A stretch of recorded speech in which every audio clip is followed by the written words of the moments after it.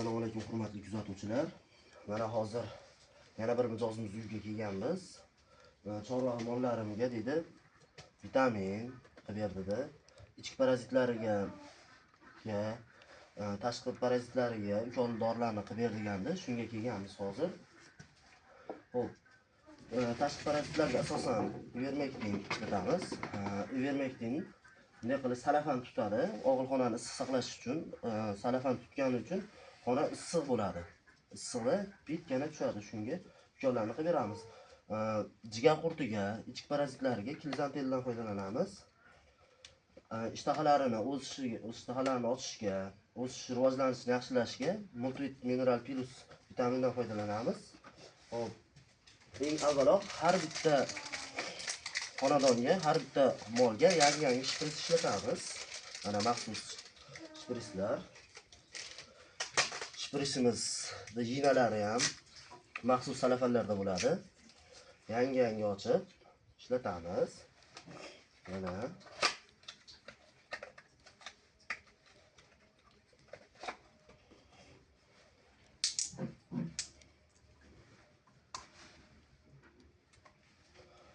o'sha tashqi parazitlarga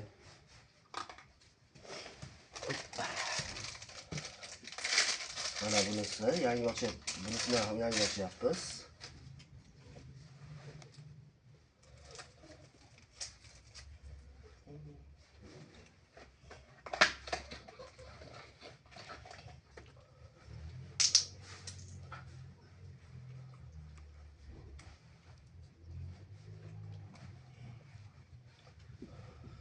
Bunisi esa tashqi parazitlar uchun, ya'ni pitkana, temir etki kasalliklariga ishlatsa bo'ladi. Ivermektin. Hop.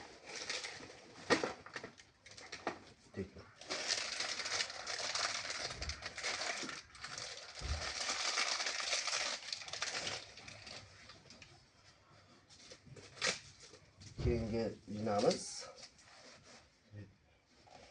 chorva mollarimizni vitamini uchun Multivit Mineral Plusga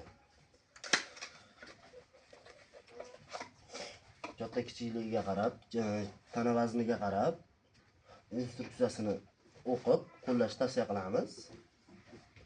Siz kuzatishda davom eting.